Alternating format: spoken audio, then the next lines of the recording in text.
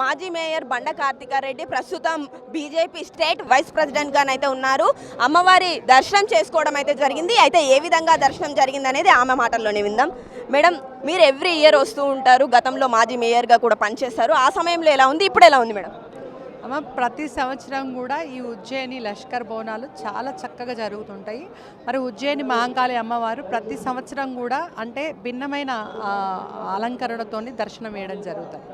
ఈ రద్దీ బోనాలు అర్పించుకోవడము, అదేవిధంగా అప్పుడు ఇప్పుడు ప్రతి సంవత్సరం కూడా మనం తరాలుగా మారుతూ ఉంటాం కాబట్టి ఇంకా యువత ఎక్కువ మంది వస్తున్నారు బోనాలు తీసుకొని.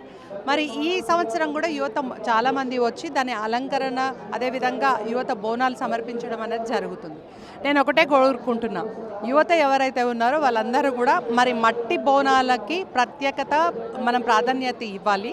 ఎందుకంటే తరతరాల నుంచి మనకు వచ్చేది మట్టి బోనం.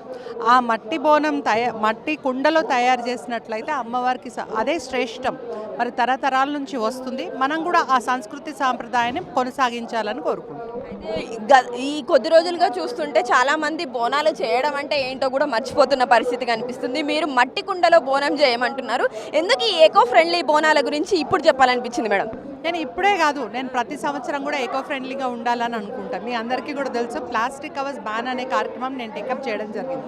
ఇప్పుడు కూడా అదే చెప్తున్నా, అంటే కుమ్మరి వాళ్ళని మనం వాళ్ళకి ప్రోత్సాహం ఇచ్చిన వాళ్ళం అవుతాం. అదేవిధంగా తరతరాల నుంచి వచ్చిన సాంప్రదాయం అదే సాంప్రదాయం కొనసాగాలని, ముఖ్యంగా యువత అందరూ కూడా దాని బోనం చెయ్యాలని, అమ్మవారికి అర్పించుకోవాలని ఒక నమ్మకం ఏర్పడుతుంది.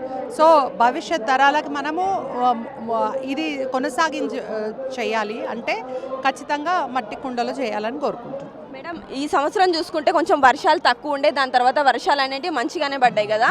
సో రైతులకు మీరు ఏం చెప్పాలనుకుంటున్నారు? అమ్మ, ప్రత్యేకంగా రైతులకి ఏం లేదమ్మా. ఎప్పుడు ఈ కాలంలో ఏ పంటలైతే వేస్తామో ఖచ్చితంగా వేస్తారు. తర్వాత భవిష్యత్తులో ఇంకా బాగా వానలు పడాలంటే మనం అంతా కూడా ఈ ఎన్వైరన్మెంట్కి సంబంధించినవన్నీ కూడా తీసుకోవాలి. ఇంపార్టెంట్గా ఇప్పుడు ఈ హైదరాబాద్కి సంబంధించినంత వరకు మనకు స్ట్రాంగ్ వాటర్ డ్రైన్ పిట్స్ అనేటివి ఉండవు. వర్షాకాలం నీళ్ళని మనము సేవ్ చేసుకుంటే ఈ వాటర్ ప్రాబ్లం రాదు. ఆ పిట్స్ అనేటివి నా హయాంలో ప్రతి దగ్గర కూడా చేపించడం జరిగింది. అది పార్క్స్ కానివ్వండి, మిగతా ప్లేసెస్లో, పబ్లిక్ ప్లేసెస్లో కూడా చేపించడం జరిగింది. అది ఒక్కటి మనం పర్సనల్ ఇంట్రెస్ట్ తీసుకొని ఎవరి ఇంట్లో వాళ్ళు స్ట్రాంగ్ వాటర్ డ్రైన్ పిట్స్ అనేది పెట్టుకోవాలని కోరుకుంటున్నాను.